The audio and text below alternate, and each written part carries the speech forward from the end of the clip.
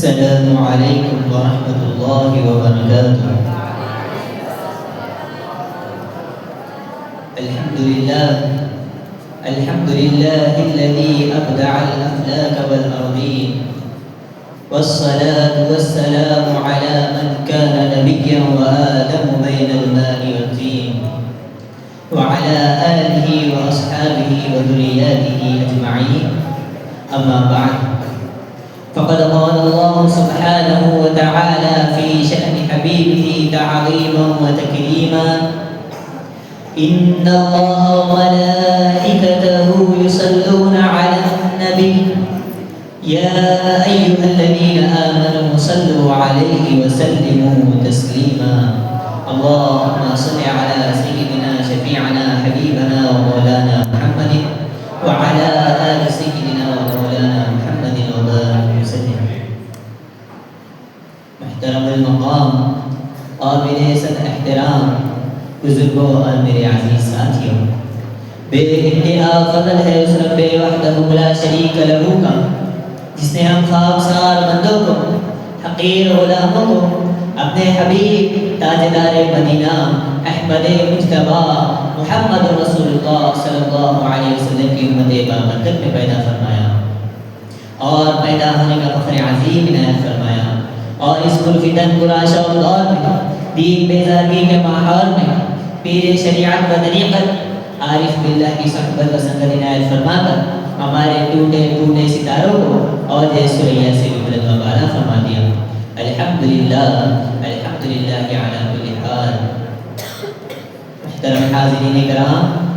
آج کے اس پربہار محفل تقاریر میں میرا موضوع گفتگو صحابہ کرام کی زندگیوں میں جہاد کے حقیقی مفہوم کی جھلک ہے۔ یہ عنوان دور حاضر کے لحاظ سے کافی اہمیت و حامل ہے، کیونکہ آج بہت سے لوگ جہاد کے مفہوم کو صرف اور صرف جنگ و جدال اور قتل و قتال تک ہی محدود سمجھتے ہیں، جبکہ قرآن و حدیث میں جہاد کا مفہوم اس سے کہیں زیادہ وسیع ہے۔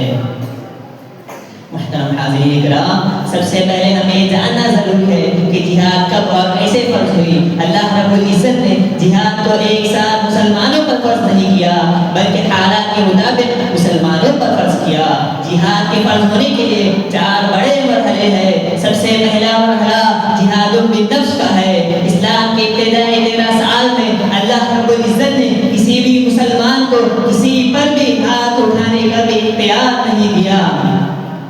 اگرچہ کہ کافر ان پر ظلم کرتے تھے، لیکن اللہ تعالیٰ نے انہیں اپنے نفس کو قابو رکھنے اور نماز قائم رکھنے کا حکم دیا، جیسا کہ اللہ تعالیٰ نے قرآن مجید میں ارشاد فرمایا: أَلَمْ تَرَ إِلَى الَّذِينَ قِيلَ لَهُمْ كُفُّوا أَيْدِيَكُمْ وَأَقِيمُوا الصَّلَاةَ، کہ کیا آپ ان لوگوں کو نہیں دیکھے جن سے کہا گیا تھا کہ اپنے ہاتھوں کو روکے رکھیں اور نماز کو قائم کریں۔ دوسرا مرحلہ، جب مسلمان مکہ چھوڑ کر مدینہ ہجرت کر کے چلے گئے تو کفار مکہ نے مسلمانوں کے خلاف جنگ کی تیاریاں شروع کر دی، تو اللہ رب العزت نے جب مسلمانوں کو ان کی جان، ان کی مال کی حفاظت کی خاطر انہیں جہاد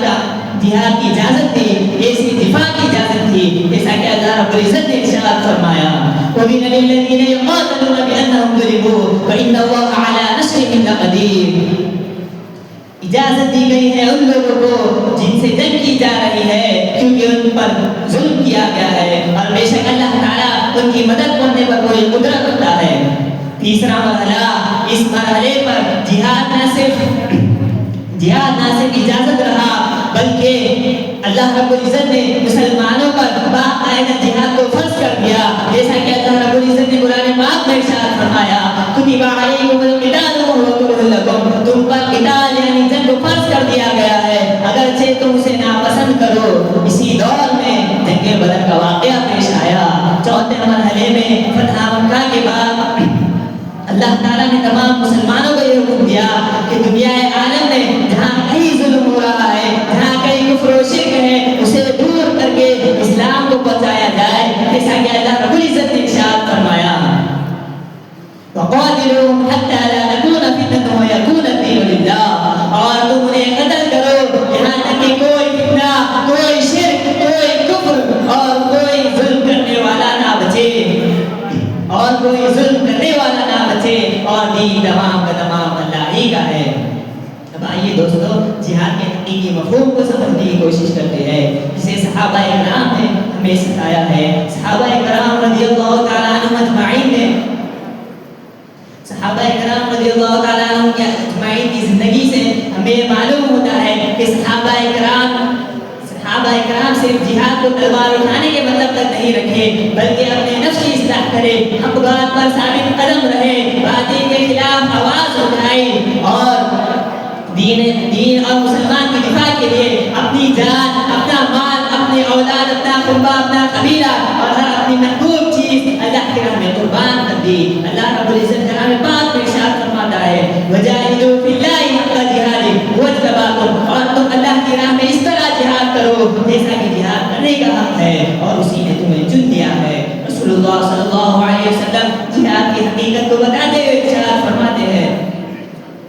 المجاہد من جاہد نفسہ فی طاعت اللہ, مجاہد وہ شخص ہے جو اللہ کی راہ میں اپنے نفس سے جہاد کرے. ایک اور ایک جگہ رسول اللہ صلی اللہ علیہ وسلم ارشاد فرماتے ہیں افضل الجہاد کلمۃ عدل عند سلطان جاہل, افضل جہاد ظالم حکمران کے سامنے حق بات پیش کرنا ہے. جب ہم ان آیات اور احادیث کی روشنی میں صحابہ کرام کی زندگیوں کا مطالعہ کرتے ہیں تو ہمیں معلوم ہوتا ہے کہ صحابہ کرام نے جہاد کے مفہوم کو نہ صرف اپنی زندگی میں بلکہ عملی طور پر دنیا کے سامنے پیش کر دیا. انہوں نے اپنے نفس کے خلاف جہاد کیا, خواہشات کو اللہ کے حکم کے تابع کیا, مال کو اللہ کی راہ میں خرچ کیا, اپنی جانیں اللہ کی راہ میں اٹھائی, مال لٹایا, وطنوں کو چھوڑا, میدان جنگ میں بہادری کے ساتھ جنگ کرے اور اللہ کی رضا کی خاطر رسول اللہ صلی اللہ علیہ وسلم کی اطاعت کی اور دین اسلام کی سربلندی کے لیے سربلندی کو اپنا مقصد بنا لیا. جب ہم صحابہ کرام رضی اللہ تعالیٰ عنہ کی زندگی کا مطالعہ کرتے ہیں تو ہمیں معلوم ہوتا ہے کہ صحابہ کرام رضی اللہ تعالیٰ عنہ اجمعین نے رسول اللہ صلی اللہ علیہ وسلم کی اطاعت کو اپنے اوپر لازم کر لیا. حضرت ابوبکر صدیق رضی اللہ تعالیٰ عنہ کی زندگی ایثار اور قربانی کا عظیم نمونہ ہے. ایثار اور قربانی کا عظیم نمونہ ہے. ہجرت کے سفر میں رسول اللہ کے ساتھ اپنے سر پر حضرت کو دیا, غزوہ تبوک کے موقع پر اپنے گھر کا سارا سامان لا کر رسول اللہ صلی اللہ علیہ وسلم کی خدمت میں پیش کر دیا. جب رسول اللہ صلی اللہ علیہ وسلم نے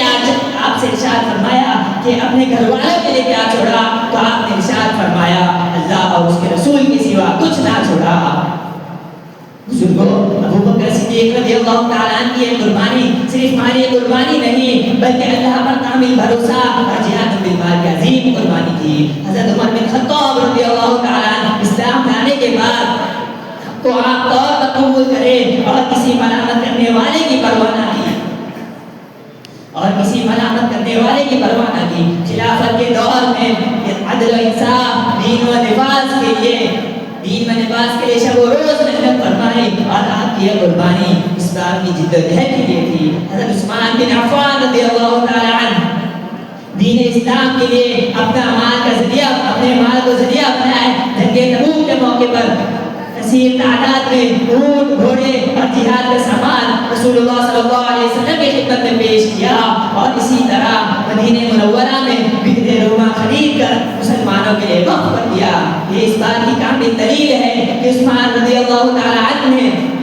کہ جب مال اللہ کی راہ میں خرچ کیا جائے تو وہ بھی جہاد بن جاتا ہے. حضرت علی بن ابی طالب رضی اللہ تعالی عنہ جنگ بدر, جنگ احد, جنگ خندق, جنگ خیبر جیسے عظیم معرکوں میں بہادری کے ساتھ جنگ لڑے, لیکن ان کی تلوار صرف اپنی ذاتی انتقام کے لیے نہیں بلکہ اللہ کی رضا کے خاطر اٹھتی تھی. حضرت بلال رضی اللہ تعالی عنہ تپتی ہوئی ریت پر بھی احد کی صدا لگا رہے ہیں. یہ آپ کا جہاد صبر اور استقامت کا ہے. حضرت خالد بن ولید رضی اللہ تعالی عنہ اپنی غیر معمولی عسکری صلاحیتوں کو اسلام کی دفاع کے خاطر وقف کر دیا. اسی لیے رسول اللہ صلی اللہ علیہ وسلم نے آپ کے اخلاص کو دیکھ کر آپ کو سیف اللہ یعنی اللہ کی تلوار کا لقب دے دیا. محترم حاضرین کرام, آج اگر ہم صحابہ کی کرام کی زندگی کو جہاد کے مفہوم کو صرف اور صرف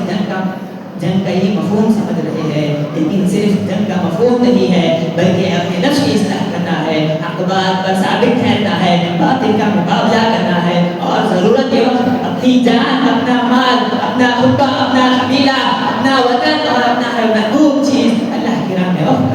اذکار کہتے ہیں. آخر میں اللہ تعالیٰ سے دعا کرتا ہوں میرے سننے سے عمل کرنے کی توفیق عطا فرما. وآخر دعوانا الحمدللہ رب العالمین. اب میں جونیئر